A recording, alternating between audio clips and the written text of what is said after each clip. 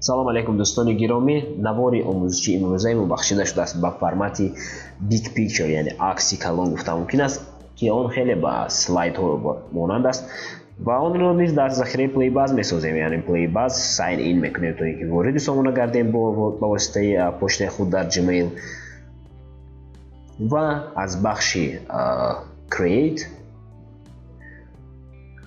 мо формати big picture ро интихоб мекунем.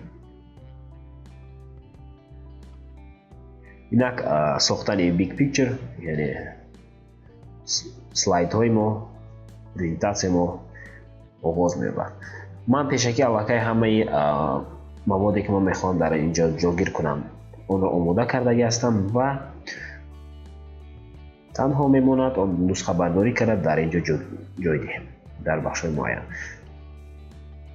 big picture ба мисли тамоми презентатсияҳо аз слайдҳо иборат аст ва слайди аввалин слайди сарлавҳа мебошад ки онро метавонем бо ҳар гуна шаклу намуд оро диҳем. метавонем ранги онро тағйир диҳем, метавонем дар пасманзари он аксе ёфта ҷойгир кунем.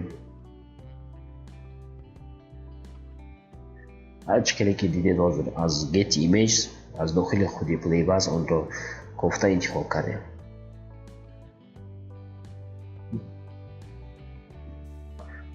кай ки мо мехоҳем аксро метавонем албатта тағйир диҳем ва инчунин як чизро бояд аҳамият диҳед ба як чиз ки зер сарлавҳа ва худи сарлавҳа ва умуман ҳар матне ки дар ин захира дар ин формат мо ҷойгир мекунем як маҳдудиятҳои муайяне дорад ва онро бояд ба назар гирем. ва чӣ ки дидед акнун рангаш боз беҳтар шуд ба фикри ман ва метавонем ки ба ворид кардани слайдҳои нав ба воситаи тӯбачаи add slide ки дар қисми чапи поин ҷойгир аст кори худро давом диҳем. матнро аз чизе ки пешакӣ омода кардаги ҳастем интихоб мекунем ва дар ин ҷо ҷойгир медиҳем. fade in, bounce up яке аз танҳо аниқтараш ду эффекте ки аст ки пайдошавии онро пайдошавии матнро ба мо пешниҳод мекунад. боз аз get image аксро барои пасманзари слайди мазкур интихоб мекунем.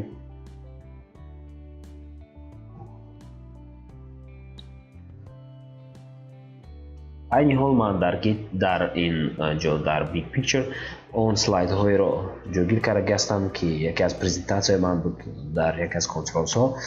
яъне шумо метавонед презентатсияҳои худро дар ин захира сохта, яъне боз ҳам ҷолибтар намуда ба хонандагони худ пешниҳод кунед ва ҳатто агар ҳангоми презентатсия кардан дар ягон конференс бошед, дар он ҷо дастрасӣ ба интернет бошад, метавонед якбора аз дохили сомонаи худ презентатсияро ба тамоми манзури хонандагон тамошобинон кардед. давом метиҳем кори худро, яъне боз ҳам хеле ки мебинед ман дар инҷо аллакай омода кардаги ҳастам ҳамон матнҳоро ва формати текстро интихоб мекунам. дар формати текст то 400 рамз ҷойгир кардан мумкин аст ки дар қисми рости поёни он блок намудор мешавад ки чанд символи дигар ҳоло ман имкон дорам ворид кунам, яъне айни 19 символ ва барои ин слайд низ акси муайяне интихоб мекунем. хеле ки шумо пешакӣ дидед слайди мазкур, яъне слайде ки формати текстро ба шумо пешниҳод мекунад 4 ҷой дорад, 4 позитсия дорад ки дар он ҷо шумо метавонед матни ворид мекардаи худро ҷой диҳед.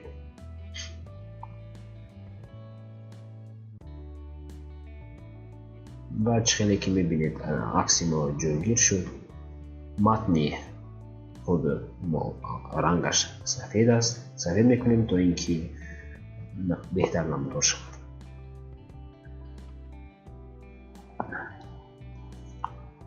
ва то ин ки фарқият, яъне контраст байни худи слайд ва матн зиёдтар шавад, мо слайдро каме ториктар мекунем. و عموما ورود کردن همه سلاید ها و انتخاب افکت ها یک خیلی است. بیاید کمی صورت رو میتیزونم تا اینکه وقت رو صرف کنیم و همه اون موادهایی که من پیشکی آماده کرده هستم اون رو انتخاب میکنیم یک و یک.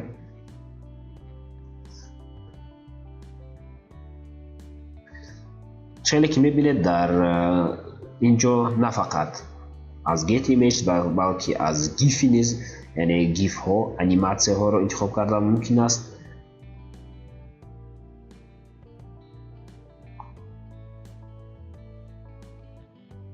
اگر که ما عکس رو از ورود کامپیوتر خود انتخاب کردن خواهیم بس به بخش اپلود میگذارید، یعنی اپلود میکنید و اون یعنی اقتراش تو مچ اپلود رو پخش کردن عکسی در کد رو انتخاب میکنید.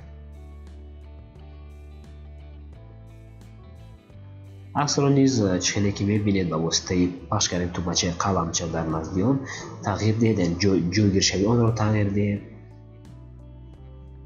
و همین طریق باز هم سلاید خود رو جالب تر بکنیم.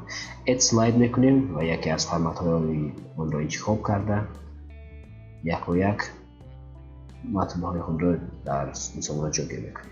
چنانکه که میبینید از یکی از آن 4 موقع ها رو در این سلاید تکست ما انتخاب میکنیم تا اینکه متن خود رو در اون جایگیر.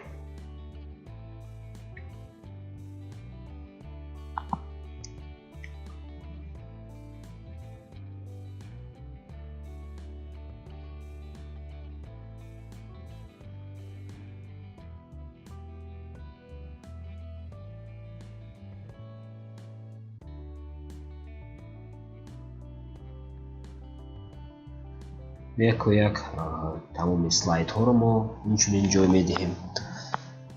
سلاید نوبتی ما با موضوع ویدیو بخشیده شده است، پس در پس نظری آن نیز یک چنین عکس رو انتخاب میکنیم که در این موضوع ویدیو باشد.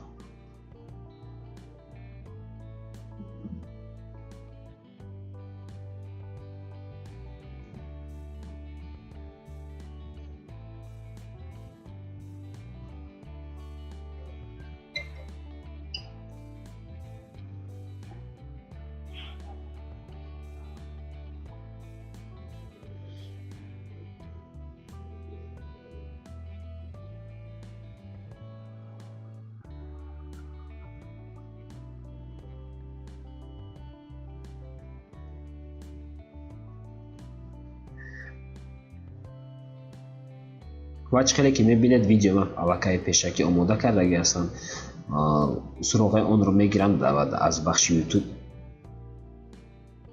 اون رو انتخاب میکنم. یعنی وقتی که شما ویدیو علاقه تیار دارید شما میتونید اون رو در یوتیوب جایگیر کنید و سراغ اون رو در اینجا میگذارید تا اینکه در سلاید الهیته ویدیو شما نمودار باشد.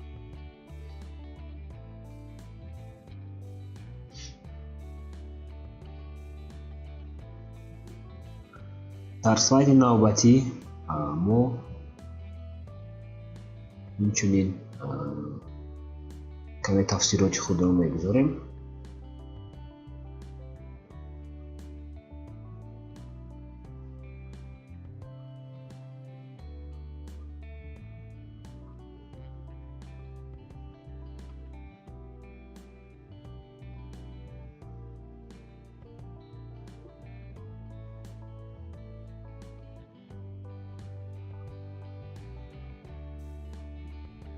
و هر عکسی که ما میخواهیم در سامانه جایگیر کنیم میتونیم از بخش گیت ایمیج یک و یک اونها را جستجو نموده وابسته به موضوع خود البته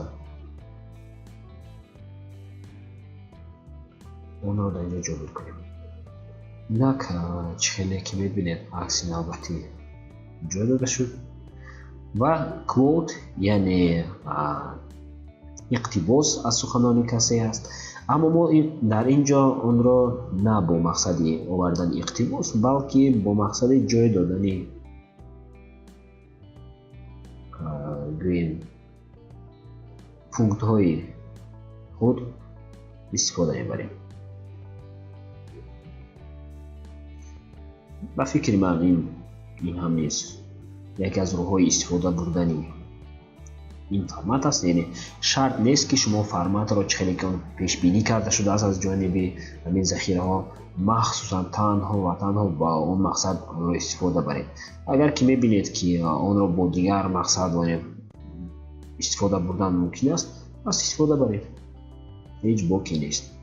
مثلا این حال بجای عکس مؤلفی اقتباس ما رقم انتخاب میکنیم، یعنی عکس یک رقم که کم بهش بزرگتر باشد و جالبتر باشد و همین طریق هر یک سلاید ما بخشیده شده است با این یا اون موضوع وابسته به آن که سخنان ما درباره چی است. عکس گویا را برای اون از خود ذخیره پلی بس انتخاب میکنیم از بخش get image.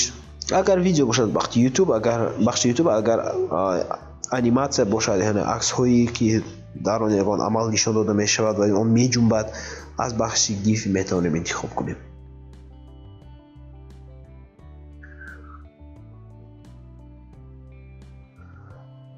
مهم آن است که موادی که ما پیشنهاد میکنیم جالب باشد. از این سبب در بعضی حالات ها میتوانیم که از مقصدی که یعنی از آن چیزی که پیش بینی کرده از خود ذخیره کمتر برایم، یعنی فرمتی آن رو تغییر دهیم و با مقصدهای خود استفاده بریم.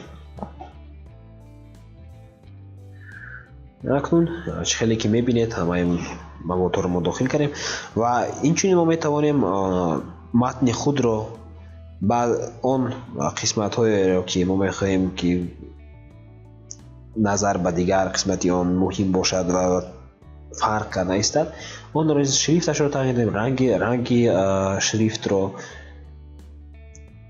و همین طریق دقت خواننده رو وابسته به کلمه های کلیدی، بخش های کلیدی و قسم هایی که خیلی مهم هستند به آن جلب کنیم.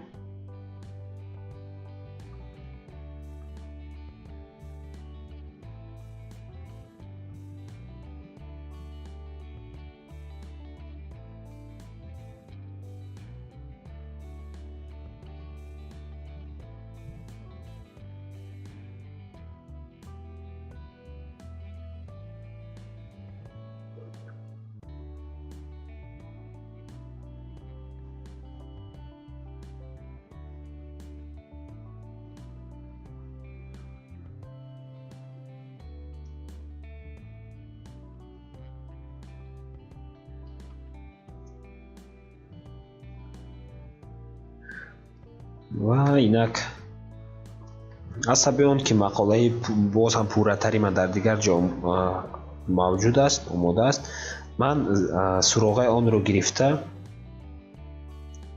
در زیر سلاید 4 میگذارم. یعنی اخترش کلمه ای که در آنجا می نویسم اینها подробнее با لینک تغییر میدهم تا اینکه با مقاله من گذارم. اینجوری در سلاید آخری چلی که اینها میبینید باز هم همون فرمتی کوت یعنی اقتباس رو من انتخاب کرده نوشتگی هستم تا اینکه عکس خود رو برم از با واسطه پخش کردن تومچه پابلیش و لیبل سایت مسفرشن، یعنی انتخاب کردن زبان همچون روسی من مقاله رو نشر میکنم و از بخش امبد همچون هر دفعه که میکنیم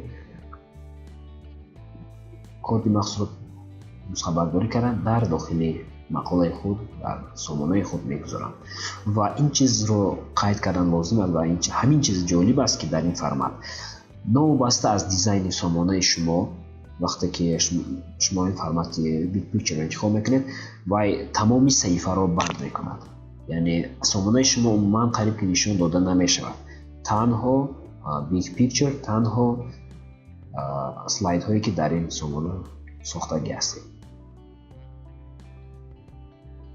که این هم از یک جهت جالب تر است برای آن که شما میتوانید با پورگی تنها درباره نمود ظاهری یعنی دیزاین همین سلاید های خود فکر کنید و بس از آن که شما در کدام سامانه آن را جایگزین کنید و تمامی бахшҳои сомонаи шуморо мепӯшонад ва танҳо слайдҳои мазкурро нишон медиҳад. хеле ки мебинед ҳатто видеоҳое ки мо ҷойгир мекунем он низ ба пуррагӣ дар тамоми экрани браузер нишон дода мешавад. ин ҳам яке аз